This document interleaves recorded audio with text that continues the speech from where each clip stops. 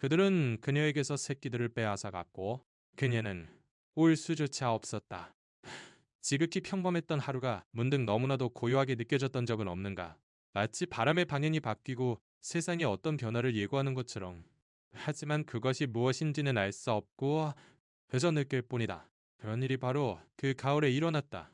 황금빛 털과 짙은 눈매를 가진 진돗개 가을이는 마당에서의 놀이, 미 뒤를 쓰다듬어주는 성길, 그리고 갓 태어난 새끼들을 돌보는 일로 하루하루를 보내고 있었다. 가을이는 그저 평범한 개가 아니었다. 그 눈은 마치 세상 만물을 이해하는 듯한 영혼을 품고 있었다. 그녀가 마른 것을 바라는 것은 아니었다.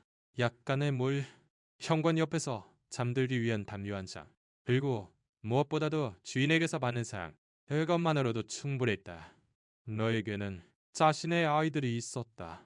아직 짖는 법도 모르는 두 마리의 황금비털 뭉치. 하지만 그들은 이미 살아가는 법을 알고 있었고 그것이 가을이를 행복하게 했다. 그러나 그날 아침 무언가 달래졌다. 주인들은 평소보다 일찍 일어났다. 분주한 목소리. 아리는 구석에서 귀를 살짝 내린 채 그 모습을 살폈다. 공기 중에 무언가 이질적인 것이 섞여 있었다. 자동차 엔진 시동이 걸리는 냄새나 트렁크가 열리는 소리만이 아니었다. 가슴 속에서 느껴지는 어떤 예감이었다. 어머니로서의 본능이 경적을 울린 것은 평소라면 꼬리를 흔들며 맞이했을 남자가 망설임 없는 발걸음으로 다가오는 것을 보았을 때였다. 그의 팔에는 담요가 들려 있었고 그 안에는 가을이의 새끼들이 있었다. 가을이는 벌떡 일어섰다. 꼬리는 더 이상 흔들리지 않았다. 몇 걸음 내디뎠지만 목에 걸린 쇠사슬이 더 이상 나아가는 것을 허락하지 않았다. 울타리 옆에 묶이는 것이 처음은 아니었지만 이렇게 오랫동안 그리고 새끼들 앞에서 묶인 적은 한 번도 없었다. 새끼들은 겁에 질렸을 때 내는 날카롭고 가냘픈 소리로 울고 있었다. 아리는 절망적인 눈빛으로 그들을 바라보았고 왼쪽 눈가에서 한 줄기 눈물이 흘러내릴 것만 같았다. 아가들을 어디로 데려가는 거죠? 왜 저는 함께 갈 수 없나요? 남자는 돌아보지도 않고 새끼들을 차 뒷좌석에 태웠다. 가을이는 한 번, 두 번 짖었지만 그것은 큰 울음소리가 아니었다. 닿지 요구가 아닌 애원에 가까운 느끼는 듯한 울음소리. 그 순간이 자신의 삶을 영원히 바꿔버릴 것을 그녀의 마음이 알고 있었던 것처럼. 그리고 그 일은 일어나고야 말았다. 문이 거칠게 닫히는 소리, 엔진 소리, 그리고 멀어져 가는 차. 가을이는 홀로 쇠사슬에 묶여 고개를 떨구고 자신이 아는 유일한 세상의 흙먼지 속으로 사라져 가는 것을 바라보고 있었다. 그것은 단순한 이별이 아니었다. 심장이 찢어지는 듯한 이별이었다. 바람은 건재했고 햇살은 눈부셨지만 조금도 따뜻하지 않았다. 가을에는 우리 인간처럼 소리내어 울지 않았다. 하지만 그 눈빛이 모든 것을 말해주고 있었다. 그 한 줄기 눈물이 복슬복슬한 뺨을 타고 천천히 흘러내려 마치 깨져버린 약속처럼 땅으로 떨어졌다. 자신이 무엇을 잘못했는지 그녀는 알 수 없었다. 난 하나 알고 있는 것은 그들이 자신의 아이들을 빼앗아 갔고 그리고 그녀는 울 수조차 없었다는 사실뿐이었다. 몇 분이 지났을까? 혹은 몇 시간이 지났을지도 모른다. 가을이는 알 수 없었다. 마음이 부서지면 시간은 존재하지 않게 된다. 그녀는 그저 그 자리에 우두커니 서서 차가 사라진 길 저편을 텅 빈 눈으로 바라보고 있었다. 멀리서 엔진 소리가 들릴 때마다 희망의 빛을 뿜고 귀를 기울였지만 그 소리는 이내 사라져버렸다. 아니, 그들은 돌아오지 않아. 아무도 그녀를 위해 돌아오지 않을 거야. 독이 걸린 쇠사슬의 고통 따위는 아무것도 아니었다. 가장 아팠던 것은 잔인할 정도의 부재감. 한때 그녀 세상의 전부였던 자리가 텅 비어버린 것이었다. 새끼들의 작은 혓바닥, 어미젖을 찾는 비틀거리는 발걸음, 사로 기대어 잠들던 작은 몸의 온기. 그 모든 것이 이제는 없었다. 그리고 그의 침묵이야말로 정말로 고통스러웠다. 그것은 평온한 오후의 고요함이 아니었다. 인 가슴을 옥죄고 속에서부터 터져버릴 것 같은 무거운 침묵. 자신이 잊혔다는 것을 깨닫게 하는 그런 침묵이었다. 가을이는 먹지도 마시지도 않았다. 밥그릇은 그 자리에 있는데도 거들떠보지도 않았다. 그녀의 몸은 녹슨 울타리에 묶인 채 마당 한가운데 있었지만 마음은 먼 곳으로 떠나 있었다. 그 차에 타고 어리둥절해하고 겁에 질려 왜 엄마가 없는지 궁금해하고 있을 새끼들을 상상하고 있었다. 아, 춥지는 않을까? 내 냄새를 찾으며 울고 있지는 않을까? 그는 작별 인사를 이해하지 못한다. 가을이는 그 이별이 영원한 것이라고는 알지 못했지만 어미로서의 마음은 그것을 예감했고 안에서부터 그녀를 갈기갈기 찢어놓기에는 그것으로 충분했다. 시간이 흘러 눈이 어두워지기 시작했다. 이제 빗구름이 슬픔의 담요처럼 모호를 뒤덮었다. 바람은 축축한 흙과 마른 잎의 냄새를 실어왔다. 원아리는 고개를 숙이고 잠시 눈을 감았다. 잠들기 위해서가 아니었다. 더 이상 아무것도 보지 않기 위해서였다. 울 힘조차 다했을 때 사람은 그저 가만히 서서 무언가 바뀌기를 기다릴 수밖에 없게 된다. 하지만 아무것도 바뀌지 않았다. 일어나는 것은 침묵과 냉기뿐이었다. 그리고 그 쇠사슬은 자신이 더 이상 자유롭지도 중요하지도 않으며 버려졌다는 것을 끊임없이 상기시켰다. 하지만 그녀의 내면에서 무언가가 아직 고동치고 있었다. 작고 가냘픈 불씨지만 아직 살아있었다. 모든 것이 실수였고 그 문이 다시 열려 미안하다. 야으라 실수였어 라고 누군가 말해주기를. 그리고 아이들의 냄새를 다시 맡고 그들을 가까이 느낄 수 있기를. 아리의 일부는 아직 믿고 있었다. 그 어리석을 정도의 믿음이야말로 그녀가 계속 버티기엔 유일한 것이었다. 왜냐며 걔란 그런 존재이기 때문이다. 세상이 등을 돌려도 그들은 기다리는 것이다. 저 빗방울은 아무런 예고 없이 떨어졌대.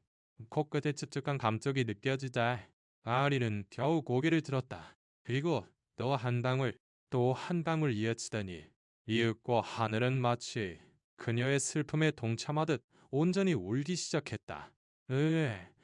그것은 억수 같은 비였다. 은혜를 베푸는 뒤가 아니라 함께 울어주는 듯한 비였다.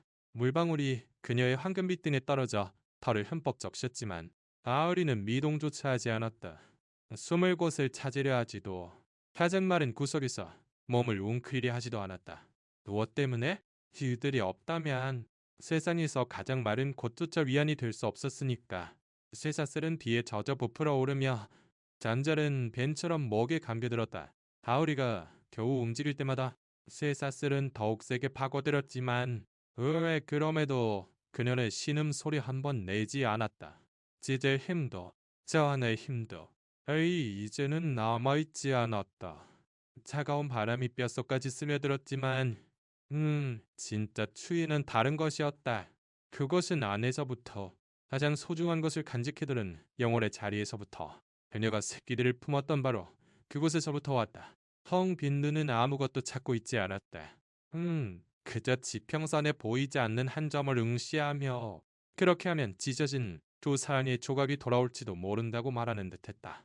그러는 사이에도 발밑에는 진흙이 생기기 시작했다. 땅에 떨어지는 빗방울 하나하나가 하나의 기억을, 하나의 어루만짐을, 하나의 놀이를, 나의 핥아짐을 지워가는 것 같았다.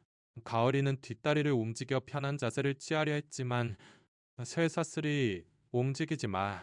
너는 여기에 놓였어. 여기서 움직이지 마라고 말하는 듯 마찰음을 내며 팽팽해졌다. 번디가 하늘을 가르자 한순간 떨고 있는 그녀의 그림자가 금속 울타리에 비쳤다. 그것은 슬픈 광경이었다. 결코 보고 싶지 않은 하지만 틀림없는 현실이었고 그녀만의 것이었다. 가을이는 그곳에 있었다.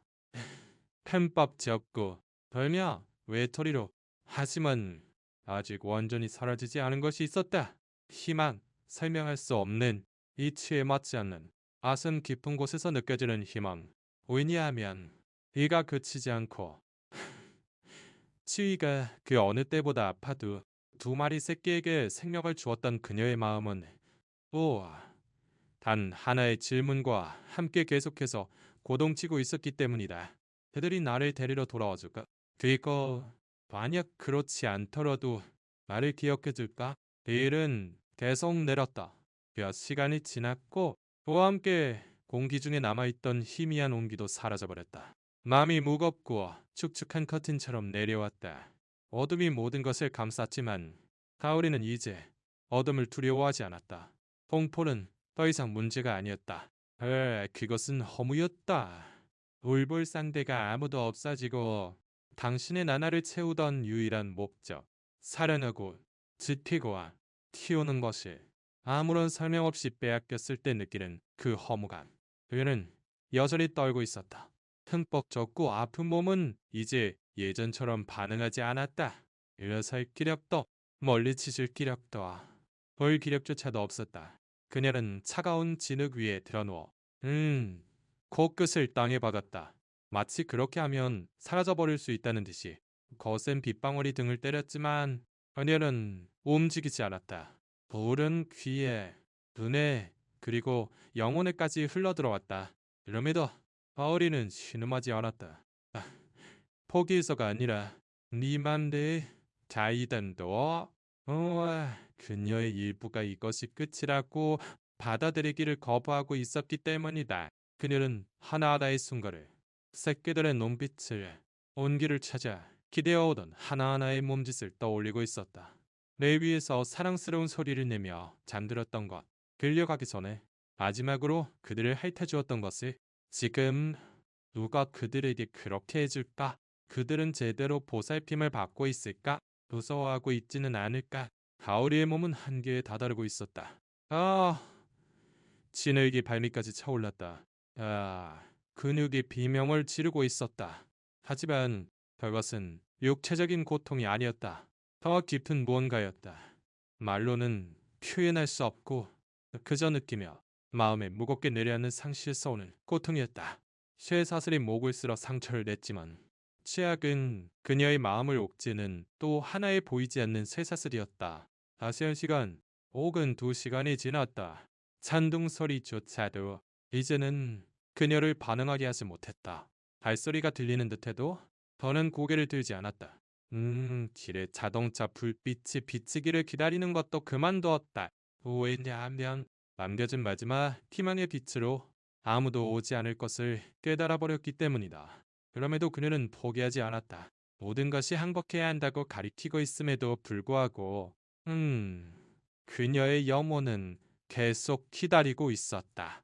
그리고 바로 그 순간 슬픔이 더 이상 고통이 아닌 습관이 된 그 순간에 무언가 변하기 시작했다. 밖이 아니라 그녀의 안에서. 왜냐하면 때때로 내면의 모든 것이 사라졌을 때 무언가 새로운 것이 타오르기 시작하기 때문이다. 새벽은 아주 천천히 찾아왔다. 마치 태양조차 모습을 드러내기를 주저하는 것 같았다. 하늘은 아직 크지만 비는 마침내 약해지기 시작했다. 벌처럼 쏟아지던 억수 같은 비가 아니라 마치 너무 상처 입힌 것을 사과하는 듯한 주저하는 이슬비였다. 언어는 아직 그곳에 있었다. 돔을 웅크리고 울타리에 기대어 눈은 뜨고 있지만 빛은 없었다. 호흡은 느리고 무거웠대. 마치 그녀의 몸이 사라져버리지 않도록 어려졌다는 사실에 저항하고 있는 것 같았다.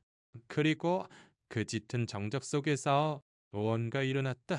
크지도 네 서두르지도 않는 하지만 다른 소리, 발소리, 너희님의 발소리였다. 위는 소리도 서두르는 소리도 아닌 지쳐서 질질 끄는 듯한 하지만 분명한 발소리. 아우리는 겨우 고개를 들었다. 마치 내면의 무언가가 기다려 잘 들어봐라고 속삭이는 것처럼.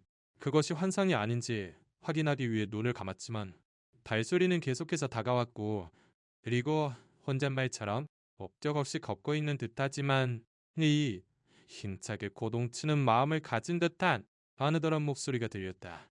그 인물은 박노인. 햇볕에 그을린 얼굴, 오랜 노동으로 마디가 굵어진 손, 그리고 깊은 주름 속에 이야기를 숨긴 눈을 가진 노인이었다.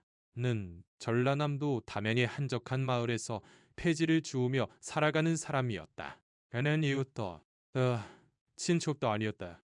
그저 길가에서 빈 깡통이나 헌신문 혹은 작은 행운을 찾아 일찍 일어나는 영원한 방랑자 중 한 사람이었다. 하지만 그날따라 그 자신도 설명할 수 없는 이유로 그는 평소와 다른 길을 택했다. 한 번도 가본 적 없는 길, 아우리가 누워있는 모퉁이로 곧장 이어지는 길이었다. 앙너이는 등을 구부리고 한 손에는 자루를, 다른 한 손에는 나뭇가지를 해치기 위한 지팡이를 들고 걷고 있었다. 본드 그는 멈춰서자 미간을 찌푸리고 눈을 가늘게 뜨고 무언가를 보았다. 처음에는 그저 마대자루인 줄 알았다. 하지만 그 덩어리 속의 무언가가 그를 더 가까이 다가가게 했다. 그리고 그녀는 그곳에 있었다. 흠뻑 젖고 떨며 목에 쇠사슬을 감고 황금빛 털에는 마른 눈물 자국이 남아 있었다. 하리는 그를 거의 쳐다보지 않았다. 무서워할 힘조차 남아있지 않았고 그저 조용히 그의 종 특유의 차분함으로 그를 관찰하고 있었다. 마치 저를 구하러 오셨나요? 아니면 영원히 있기 위해 오셨나요? 라고 조용히 묻는 것처럼 막 노인은 움직이지 않고 서 있었다. 아무 말도 하지 않고 갑작스러운 움직임도 없이 그저 들고 있던 자루를 땅에 내려놓았다. 그는 찬찬히 몸을 숙였고 그 눈은 촉촉했다. 그가 고통을 보는 것은 이번이 처음이 아니었다. 원치 않는 경험을 너무 많이 해왔다. 하지만 이것은 그의 마음을 꿰뚫었다. 왜냐하면 눈앞에 있는 것은 그저 버려진 개가 아니라 으, 상심한 어머니였기 때문이다. 그리고 왠지 모르게 그 눈빛이 그저 보는 것 이상의 무언가를 하라고 그에게 호소하는 것처럼 느껴졌다. 당 노인은 말이 많은 편이 아니었다. 인생을 통해 침묵 속에서야 비로소 이해되는 고통이 있다는 것을 배워왔다. 그리고 그 침묵이야말로 그가 가을이에게 다가가기 위해 사용한 것이었다. 그는 힘들게 몸을 숙였다. 무릎이 지늘게 닫자 삐걱거리는 소리를 냈다. 어떻게 해야 할지 몰랐지만 그녀에게 필요한 것은 말이 아니라 그저 존재해주는 것, 누군가 곁에 있어주는 것이라고 대면에 무언가가 알려주고 있었다. 그는 위소 주머니에서 어젯밤부터 간직해온 유일한 음식인 오래되고 딱딱한 빵 한 조각을 꺼내 그녀 앞에 놓았다. 너무 가깝지도 억지로 권하지도 않고 그저 누군가 너를 생각하고 있어라고 알려주기 위해서. 마을이는 빵 냄새를 맡았다. 처음에는 움직이지 않았지만 이내 코끝을 살짝 들고 다시 한번 냄새를 맡았다. 몸은 아직 덜리고 있었다. 추위뿐만 아니라 가까운 모든 것 때문에. 하지만 그 냄새는 그녀에게 무언가를, 어떤 기억을 불러일으켰다. 새끼들과 함께 밥을 먹었을 때, 그들이 서툴게 자신의 밥을 훔쳐 먹으려 했을 때 누군가 가까이 있는 감각을 떠올리며 몇 시간 만에 그녀는 한 걸음을 내디뎠다. 단 한 걸음, 얇고 떨리는, 하지만 틀림없는 한 걸음. 악노이는 움직이지 않고 그녀를 재촉하지 않았다. 그녀 자신의 선택에 맡겼다. 그리고 가을이는 마치 내면의 목소리에 이끌리듯 한 걸음 더 다가갔다. 그녀는 부드럽게 빵을 입에 물었다. 삼키는 것이 아니라 그저 입에 머금었다. 마치 그렇게 함으로써 안에서 타오르고 있는 작은 불씨를 지킬 수 있다는 듯이. 문득 너무나도 단순하고 조용히 서 빵 노인이 거의 알아채지 못할 정도의 일이 일어났다. 가을이가 단 한 번 오리를 흔든 것이다. 아주 작은 몸짓이었지만 그의 영혼을 뒤흔들기에는 충분했다. 왜냐하면 내 산산조각난 영혼이 다시 믿는 것을 허락했을 때 그 일상의 기적은 없기 때문이다. 난 노인은 침을 삼켰다. 뺨을 타고 흐르는 것이 비인지 눈물인지 알 수 없었다. 아마 둘 다였을 것이다. 그가 알고 있는 것은 그녀를 그곳에 두고 갈 수 없다는 것뿐이었다. 그는 조금 더 다가갔다. 그의 목소리는 쉬어거의 들리지 않았지만 봉기를 갈랐다. 무서워하지 마라. 이제 괜찮다. 그는 그녀의 이름도 사연도 그들이 그녀에게 무슨 짓을 했는지도 몰랐지만 한 가지는 알았다. 그녀가 혼자 햄뻑 젖어 울타리에 묶인 채 죽어서는 안 된다는 것을. 그는 뒷주머니에 썰을 넣어 왕 봉지를 열 때 쓰던 녹슨 작은 칼을 꺼냈다. 최대한의 주의를 기울여 그는 쇠사슬을 자르기 시작했다. 바울이는 움직이지도 도망치지도 으르렁거리지도 않았다. 그저 눈을 감고 기다렸다. 뭔가 쇠사슬의 섬유가 한가득 끊어질 때마다 영혼에서 사슬이 하나씩 풀려나는 것 같았다. 문득 툭하는 소리와 함께 쇠사슬이 땅에 떨어졌고 오, 가을이 또한 쓰러졌다. 공포 때문도 거부 때문도 아닌 그저 더 이상 서 있을 힘이 없었기 때문이다. 한 노인은 그녀 곁에 웅크리고 앉아 자루에 넣어둔 낡은 담요를 펼쳐 사텐성 길러 마치 자기 자신의 마음 조각을 주어 담뜻 그녀를 감쌌다. 그들은 저항하지 않고 으축축하고 뻣뻣한 천에 몸을 맡겼다. 마치 며칠 만에 처음 받는 애무인 것처럼. 그리고 아직 구름이 남은 하늘 아래 진흙과 젖은 나뭇잎 속에서 정말 새로운 무언가가 시작되었다.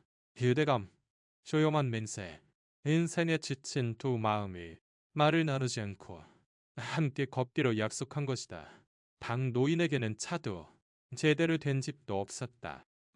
그는 골목 끝자락에 빌린 땅에 폐자재 판자와 양철로 지어진 낡은 판잣집에 살았다. 하지만 그 순간 가을이를 팔에 안았을 때 그가 신경 쓴 것은 오직 그녀를 그곳에서 데리고 나오는 것뿐이었다.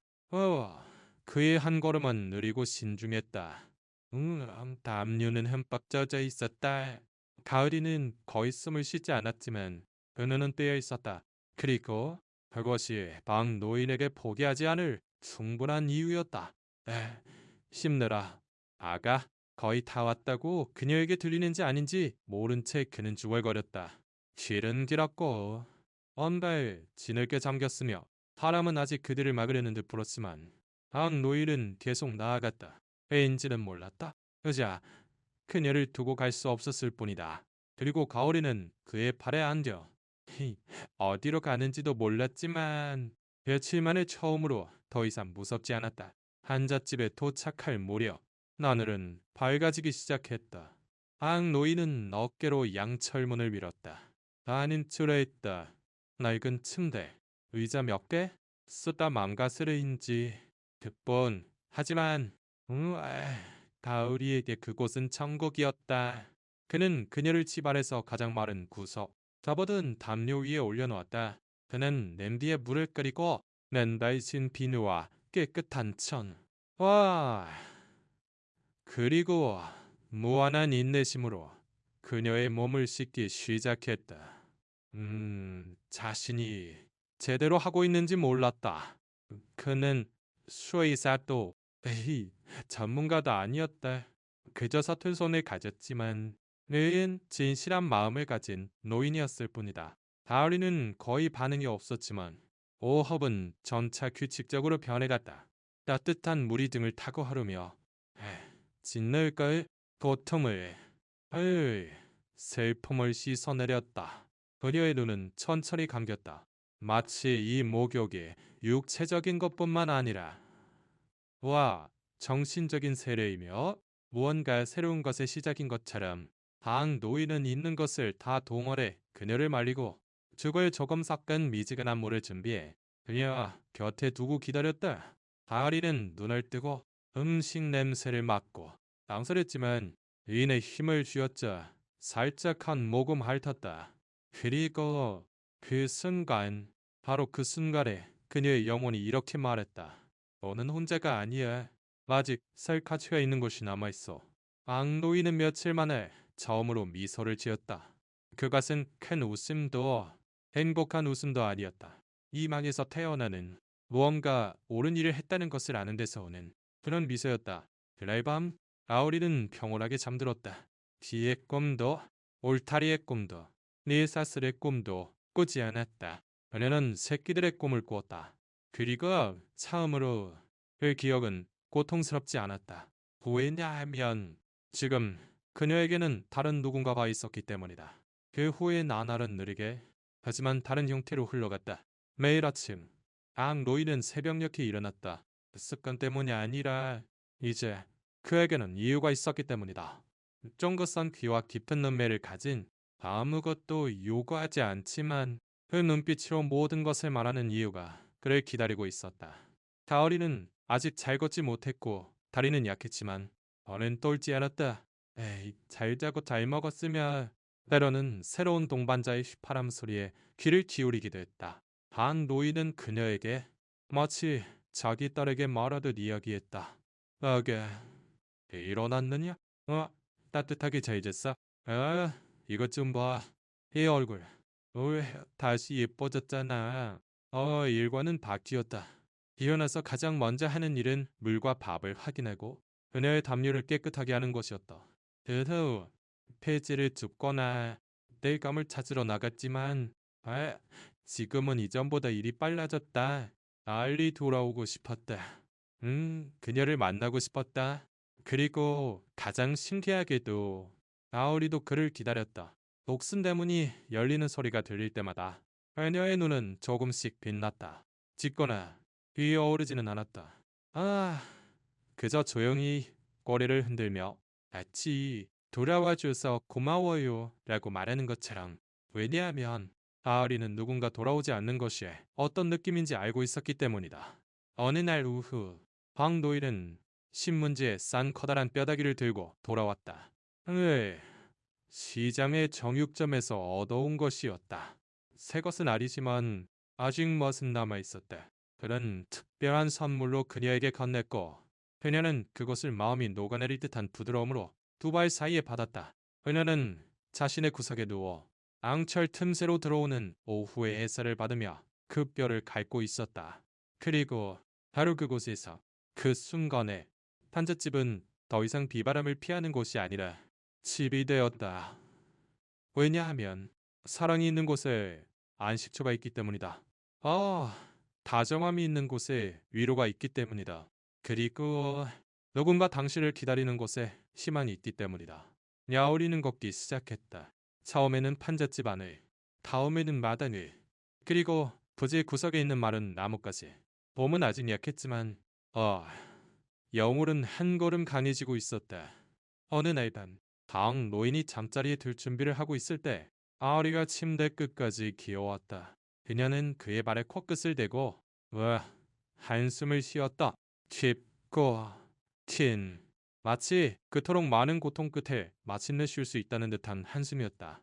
단 노인은 베개에서 그녀를 바라보며 아무 말도 하지 않고 그저 손을 뻗어 그녀의 등에 얹었다. 그 접촉인 무언가를, 이름 붙일 필요 없는 그 무언가를 굳건히 맺어주었다. 왜냐하면 산산조각 난 두 영혼이 만났을 때 설명은 필요 없고 그저 서로가 있을 뿐이면 되기 때문이다. 앙노이는 휴대폰에 익숙하지 않았다. 거의 전화 받거나 문자 보내는 데만 쓰는 낡은 폴더폰을 사용했다. SNS도 하지 않았고 동영상 찍는 법도 몰랐다. 하지만 바울이의 이야기는 전해져야만 했다. 어느 날 아침 시장에서 빵을 사고 있는데 동네 잡화점 아들을 만났다. 내일 스마트폰으로 자기 채널용 동영상을 찍는 호기심 많은 16살쯤 된 소년이었다. 박노엘은 이제껏 누구에게도 무언가를 부탁해 본 적 없는 사람의 망설임을 가지고 소년에게 다가갔다. 얘야, 너 그 유튜브인가 하는 거에 동영상 올리는 법을 아니? 유튜브요? 이라고 소년이 대답했다. 실은 할 얘기가 있단다. 개 한 마리 이야기를.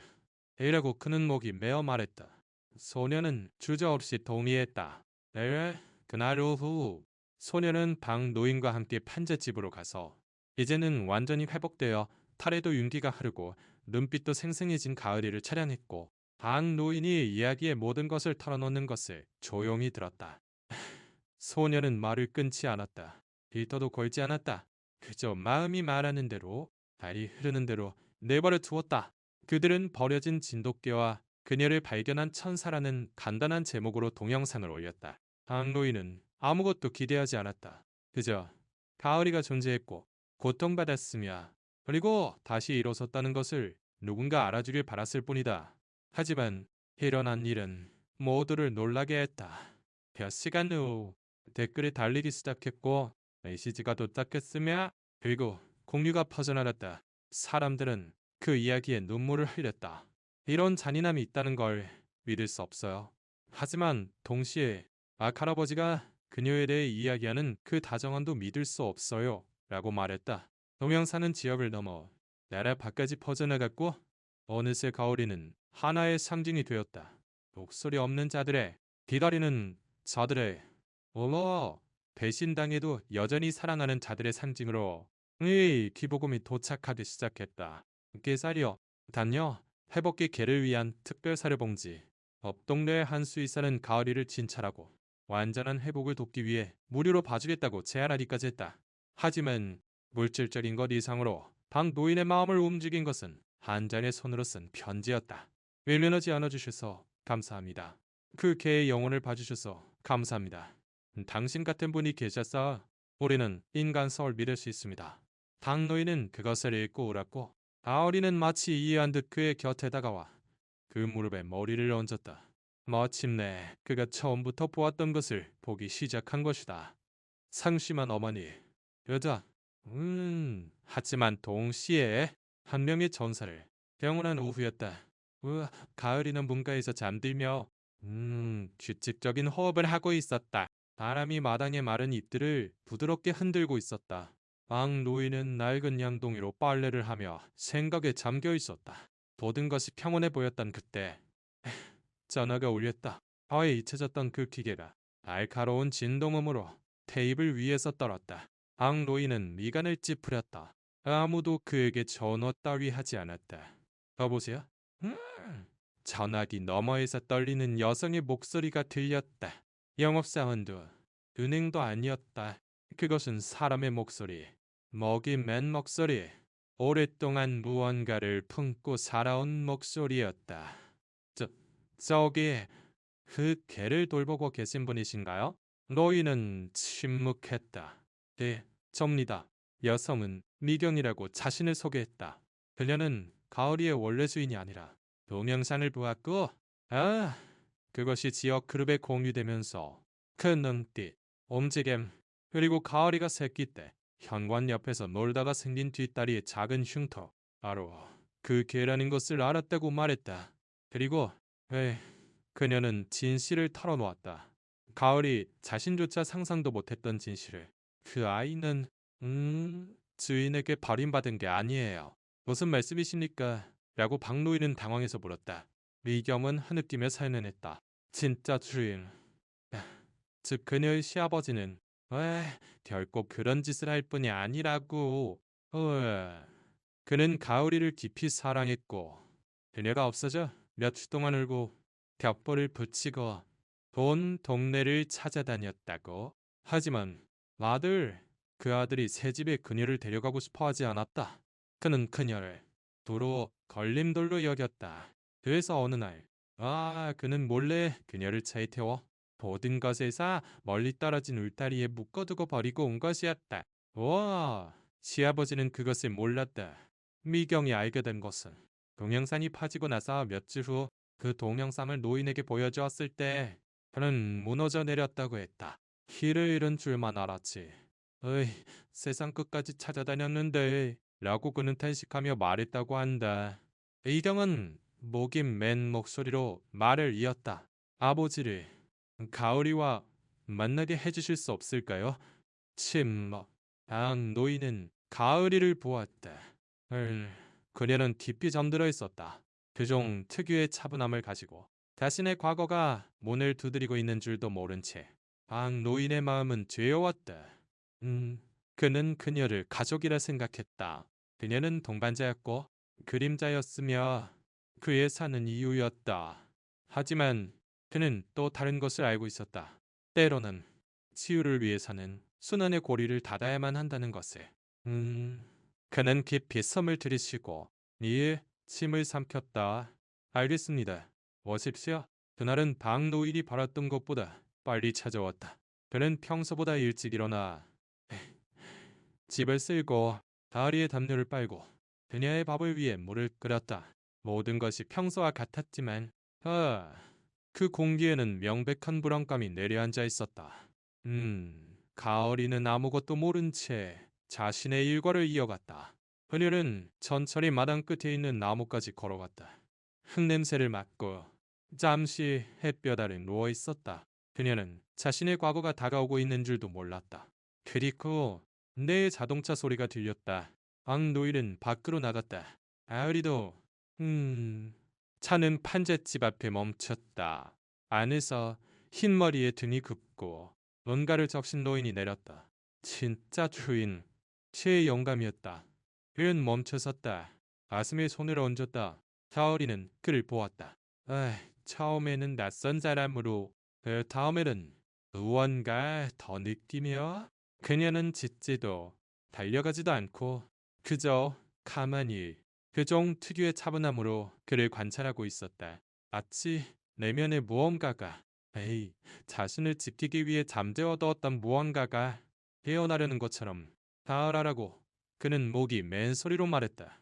해가 더 맞느냐? 다리는 고개를 갸웃거리며 한 걸음 그리고 또 한 걸음을 내디뎠다. 그 발걸음은 받아들여야 할지 모르는 기억과 싸우고 있는 것처럼 망설였다. 그녀의 눈빛은 더욱 강렬해졌고 그리고 그녀는 냄새를 맡았다. 아주 잠깐 작은 몸짓 모든 것이 되살아나는 순간 허리는 다음에 희미하게 그리고 힘차게 흔들리기 시작했고 그녀는 그를 향해 달려갔다. 최 영감은 최대한 무릎을 꿇고 두 팔을 벌렸다. 가오리는 마치 시간이 흐르지 않았던 것처럼 그에게 뛰어들었다. 외톨이의 밤도 수위도 슬픔도 모든 것이 사라져버린 것처럼 그 품 아래서 둘은 함께 울었다. 그는 진짜 눈물로 그녀는 떨리는 코끝으로 그의 손을 얼굴을 불불 핥았다. 의겸은 문가에서 보고 있었다. 단 로인도 팔짱을 끼고 도끼 맨 채로 왜냐하면 그 재회는 아름다운 동시에 고통스러운 것이었기 때문이다. 그것은 치유되기 위해 다시 열리는 상처였다. 약던 가을이는 방 노인의 곁으로 돌아왔다. 그녀는 그의 옆에 앉았다. 마치 당신도 기억해요. 그리고 당신을 선택했어요 라고 말하는 것처럼 네 영감은 눈물 속에서 미소 지었다. 우리보다 훨씬 더 소중히 여겨지고 있었구나. 방 노인은 고개를 숙였다. 아닙니다. 제가 가을이를 돌본 게 아닙니다. 어리가 저를 구해준 겁니다. 비경은 무너져 울었다. 나또 누워 그들을 감쌌다. 하지만 그것은 이전과는 다른 침묵이었다. 고독이나 버려짐의 침묵이 아니었다. 아예 그것은 이해의 침묵이었다. 그날 아무런 결정도 내려지지 않았다. 아무도 그녀를 누가 맡을지에 대해 이야기하지 않았다. 왜냐하면 모두가 알고 있었기 때문이다. 가을이는 자신의 집을 선택했다는 것을.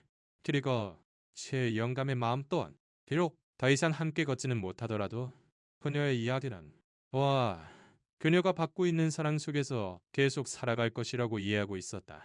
그 만남으로부터 며칠이 지났다. 방 노인의 판잣집에서는 모든 것이 원래대로 돌아왔다. 혹은 그렇게 보였다. 하지만 무언가 변해 있었다. 아으리는 이제 제대로 걷는 것을 넘어 뛰어다니고 있었다. 앙 노인이 준 페트병으로 놀고 햇볕 아래 몸을 뻗었다. 그녀의 눈은 빛나고 있었다. 몸에는 아직 흉터가 남아 있었지만 영혼은 다시 태어나 있었다. 그리고 방 노인도 변해 있었다.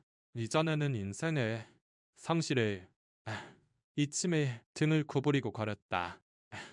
지금은 목적을 가지고 고개를 들고 수줍지만 멀리서도 보이는 미소로 걷고 있었다.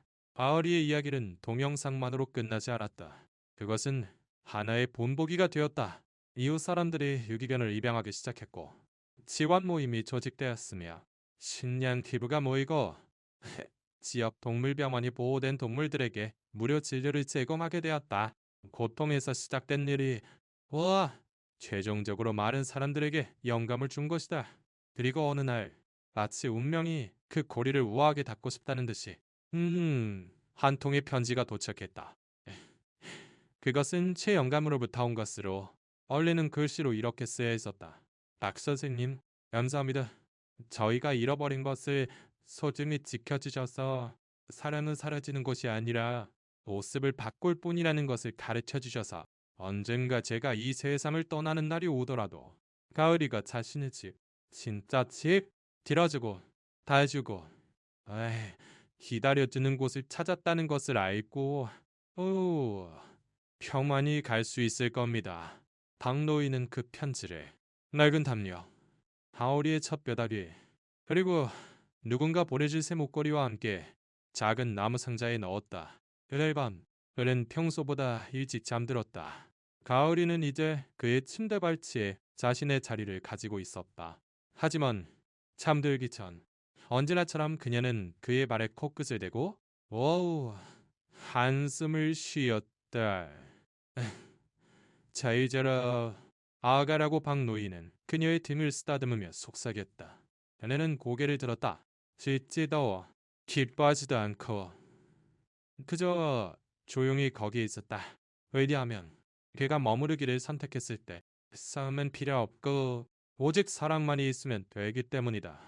그리고 더 이상 고통스럽지 않은 침묵 속에서 말이 필요 없이 모든 것을 말하는 눈빛 속에서 이 이야기는 끝을 맺었다. 이별에서 시작해 고통을 갖자. 하지만 존재하는 가장 순수한 것. 두 번째 기회 속에서 그 결말을 찾은 이야기. 이 깊고 감동적인 이야기를 끝까지 읽어주셔서 감사합니다. 이 이야기가 저희 마음에 울림을 주었듯이 여러분의 마음에도 깊은 울림을 주었다면 꼭 댓글을 남겨주세요. 가을의 이야기의 어떤 부분이 여러분의 영혼에 가장 와닿았나요? 여러분은 한국의 혹은 세계 어느 곳에서 이 이야기를 듣고 계신가요? 여러분의 의견과 목소리 하나하나가 동물을 사랑하고 존중하며 지키는 이 커다란 가족의 소중한 일원이 됩니다. 그리고 잊지 마세요.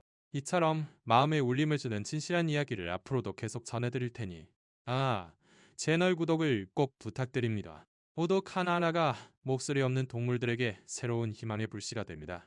알림벨을 켜두시고 다음 이야기를 놓치지 마세요. 그럼 다음 이야기에서 다시 만나겠습니다. 그리고 기억해주세요. 진정한 사랑은 반드시 길을 찾아낸다는 것을요.